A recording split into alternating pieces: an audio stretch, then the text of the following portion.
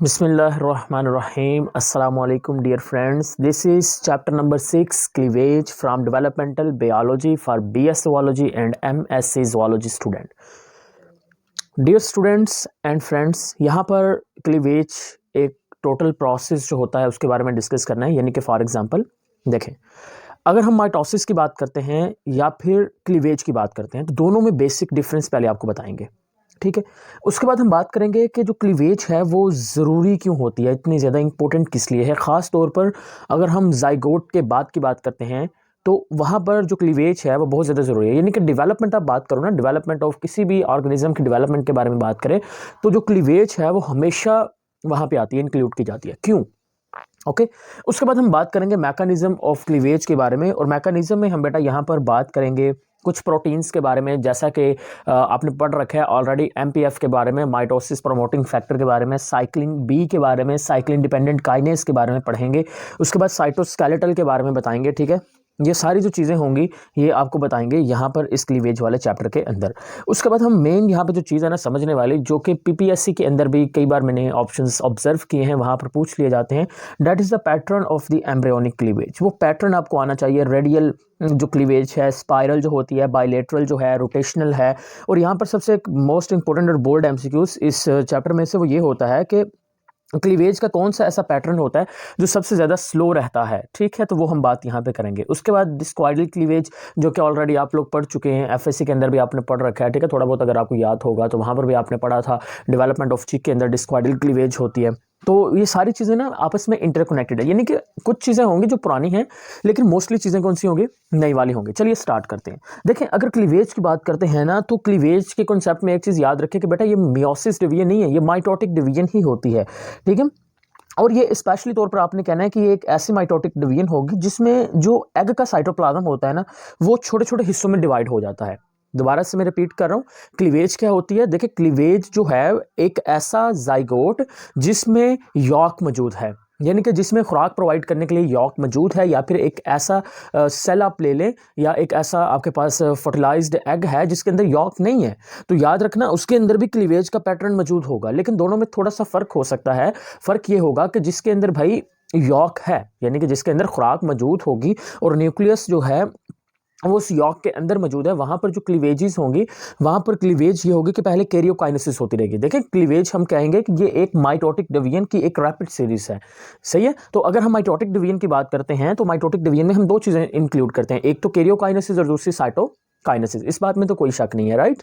तो अगर हम यहाँ पे बात करें ना तो उस वक्त सबसे पहले होगी कैरियोकाइनेसिस, होती जाएंगी होती जाएंगी होती जाएंगी। उसके बाद क्या आएगी, साइटोकाइनेसिस आएगा, जिसके नतीजे में साइटोप्लाज्म डिवाइड हो जाएगा। तो यहाँ पर हम बात कर लेते हैं बेटा, ये देखें, suppose that this one is a fertilised egg. ये क्या है, फर्टिलाइज्ड एग मौजूद है, और ये फर्टिलाइज्ड एग का ये डॉट डॉट के अंदर क्या बना दिया मैंने, फॉर एग्जांपल साइटोप्लाज्म। तो होगा इस तरह से कि इस साइटोप्लाज्म के अंदर वाली साइड पर यहाँ पर मौजूद है डिप्लॉयड न्यूक्लियस मौजूद है, राइट। अब 2n मौजूद है, नंबर ऑफ क्रोमोसोम जो हैं वो फुल हैं इसके अंदर। तो होगा इस तरह से कि ये जो न्यूक्लियस है ये पहले डिवाइड होगा, कैरियोकाइनेसिस होगी। कैरियोकाइनेसिस के नतीजे में अब इसका जो बड़ा सा साइटोप्लाज्म का जो पार्ट होगा ना वो छोटे छोटे हिस्सों में ऐसे डिवाइड होता जाएगा, राइट। जो बड़ा सा साइटोप्लाज्म का पार्ट होगा वो छोटे छोटे हिस्सों में डिवाइड होगा। उसके एक रीज़न है, देखें उसकी रीज़न ये होती है कि इतना बड़ा हमारे पास है भाई, इतना बड़ा हमारे पास साइटोप्लाज्म मौजूद है एग का, ठीक है। अब एग के इतने बड़े साइटोप्लाज्म की नो डाउट के जो ज़रूरियात होंगी वो भी काफ़ी ज़्यादा होंगी। ज़रूरियात ज़्यादा हैं तो जारी बात है प्रोटीन्स भी ज़्यादा चाहिए होगी, प्रोटीन ज़्यादा चाहिए तो ट्रांसलेशन ज़्यादा चाहिए, ट्रांसलेशन के लिए ट्रांसक्रिप्शन चाहिए, ट्रांसक्रिप्शन के लिए डीएनए और जेनेटिक मेकअप बहुत ज़्यादा होना चाहिए अगर इतनी बड़ी आपको रिक्वायरमेंट से मीट करना है। तो इज दैट क्लियर। तो एक चीज़ याद रखना कि क्लीवेज क्या होगी, हम कहेंगे cleavage is a rapid mitotic division जिसमें वॉल्यूम ऑफ एग साइटोप्लाज्म, आप यहाँ पे क्या लिखें, जिसमें क्या हो रहा है बच्चे, जिसमें volume of egg cytoplasm, volume of egg cytoplasm divides, ठीक है। Volume of egg cytoplasm divide into numerous, divide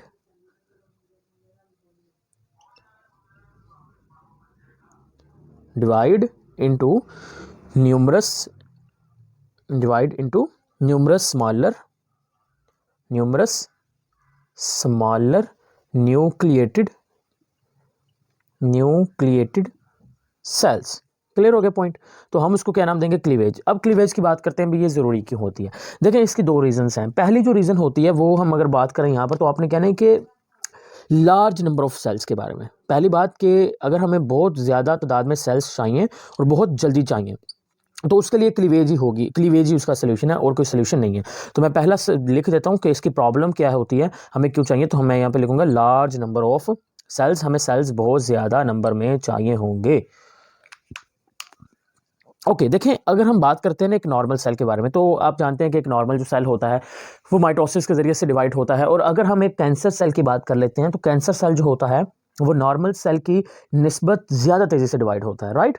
तो लेकिन अगर हम इसकी बात करते हैं ना, ये फर्टिलाइज्ड एग या जाइगोट की बात करते हैं, तो बच्चे आपको याद रखना कि इसमें जो क्लीवेज है वो इतनी तेज़ी से होती है कि माइटोसिस और जो साइटोकाइनेसिस है, इनका जो हर एक राउंड होता है, या सेल डिवीजन आप कह लें, यानी कि माइटोसिस और साइटोकाइनेसिस को मिलाकर सेल डिवीजन का नाम देते हैं ना, वो तकरीबन 1 घंटे के अंदर कंप्लीट हो जाता है। Is that clear? बात समझ में आई? कितनी जल्दी कंप्लीट होता है? 1 घंटे के अंदर कंप्लीट हो जाएगा।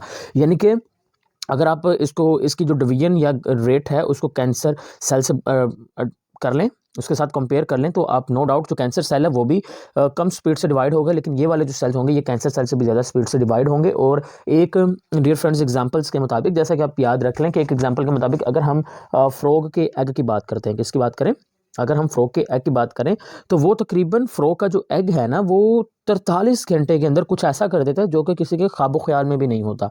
यानी कि 43 घंटों के अंदर वो तकरीबन कम से कम 37,000 सेल्स बना देता है। 37,000 सेल सिर्फ 43 घंटों के अंदर। समझ आ गई ना बात? तो यहाँ से आप अंदाज़ा लगाइए कि क्लीवेज कितनी तेज़ी से हुई है कि 43 घंटों में उसके अंदर 37,000 सेल्स बन गए हैं। Is that clear?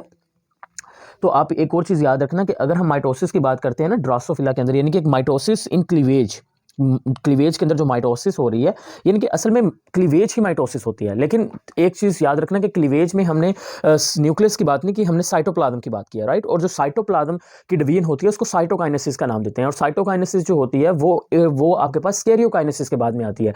तो ये माइटोटिक डिवीजन है, लेकिन माइटोटिक डिवीजन में इसमें जो मेन रोल रहेगा वो आपके पास साइटोकाइनेसिस वाले फेस का रहेगा। लेकिन वो जो साइटोकाइनेसिस वाला फेस होगा वो किससे इंटरकनेक्टेड रहेगा?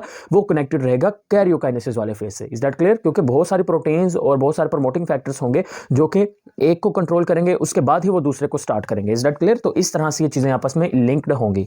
तो फ्रॉग जो एग है उसमें ये वाला पैटर्न रहेगा।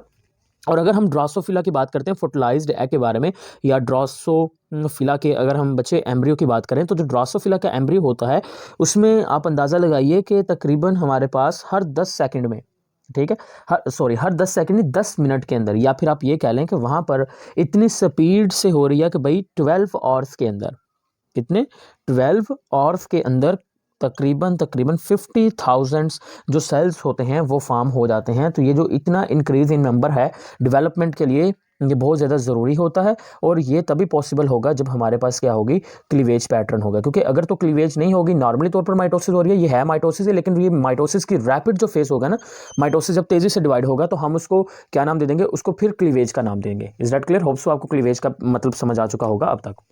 ओके दूसरी बात करते हैं हम न्यूक्लियस टू साइटोप्लाज्मिक रेशियो। देखिए अगर हम न्यूक्लियस टू साइटोप्लाज्मिक रेशियो की बात करें, तो देखिए मैंने स्टार्ट पे कहा कि एक छोटा सा न्यूक्लियस मौजूद है फर्टिलाइज्ड एग के अंदर, और उसके लिए जो साइटोप्लाज्म है वो बहुत ज़्यादा है, एग साइटोप्लाज्म बहुत बड़ा है। तो अगर तो ज़रूरियात को मीट करना है तो फिर जारी बात है तेज़ी से डिवाइड होना पड़ेगा, राइट। तो इसी वजह से क्लीवेज की ज़रूरत होती है। यानी कि आप ये भी कह सकते हैं कि भाई वहाँ पर एग टू साइटोप्लाज्मिक जो रेशो है वो बहुत ज़्यादा है, एग टू साइटोप्लाज्मिक रेशो के बहुत ज़्यादा है। लेकिन फ़र्क करें जब वो सेल्स डिवाइड होगा, वो जो फर्टिलाइज्ड एग है या फिर जो जाइगोट है या फिर आप उसको एम्ब्रियो का नाम दे दें, जब वो डिवाइड होगा तो डिवीजन के नतीजे में ये देखें ये वाला इतना सा हिस्सा इसका आ गया, और ये वाला जो हिस्सा है ये साइटोप्लाज्म का रह गया। पहले पूरा साइटोप्लाज्म था, जब डिवीजन हुई क्लीवेजेस के नतीजे में थोड़ा सा साइटोप्लाज्म रह गया।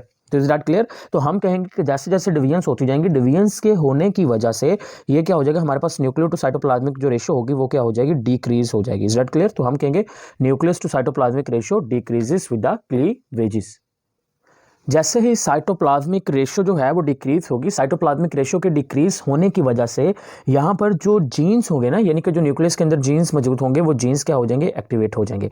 ठीक है, और जीन्स क्या हो जाएंगे, एक्टिवेट हो जाएंगे। वो एक्टिवेट होंगे तो जाहिर सी बात है कौन सा प्रोसेस होगा, ट्रांसक्रिप्शन का प्रोसेस होगा। और ट्रांसक्रिप्शन का प्रोसेस होगा तो हम कहेंगे कि ट्रांसक्रिप्शन के प्रोसेस के बाद डीएनए से आरएनए बन जाएगा, और आरएनए से क्या बन जाएंगे, प्रोटीन्स बन जाएंगी। और हम उस स्टेज को क्या नाम दे देंगे, हम कहेंगे this is a mid blastula transcription का नाम दे देंगे। लेकिन अगर हम बच्चे यहाँ पर बुक की बात करें तो जो बुक है, बुक के अंदर उन्होंने यहाँ पर फ्रॉग की बात की गई है, ठीक है। किसकी बात की है, उन्होंने फ्रॉग की बात की है, और उन्होंने कहा कि जो न्यू मैसेज की ट्रांसक्रिप्शन होती है वो तकरीबन 12 डिवीजन तक एक्टिवेट नहीं होती, लेकिन आफ्टर दैट इस टाइम के बाद, ठीक है, यानी कि कुछ इस तरह से उन्होंने बात की है। ये हमारे पास बेटा कुछ एक ग्राफ सा बना हुआ है जिसमें नंबर ऑफ सेल पर एम्ब्रियो की बात की गई है यहाँ पर ऐसे इस तरह से, और नीचे वाली साइड पर कुछ टाइम रेशियो की बात की गई है। तो स्टार्ट पे देखें जो क्लीवेज पैटर्न है वो बहुत ही स्पीड से देखें ऊपर जा रहा है बिल्कुल, और ऊपर जाने के बाद ये जो क्लीवेज पैटर्न है ये देखें यहाँ तक गेन कर गया, यहाँ तक, ठीक है।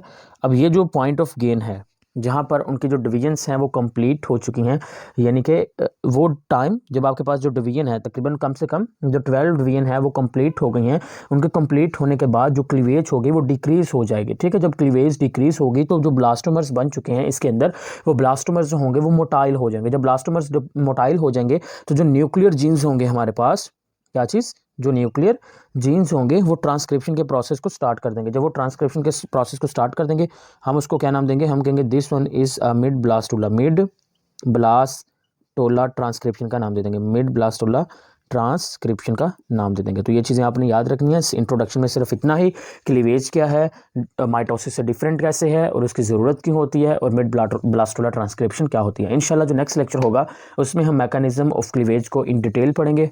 होप सो आपको ये लेक्चर समझ आ गया। अगर यहाँ से कोई क्वेश्चन होगा तो कमेंट सेक्शन में लाजमी पूछिएगा। स्टे कनेक्टेड एंड अल्लाह हाफिज़।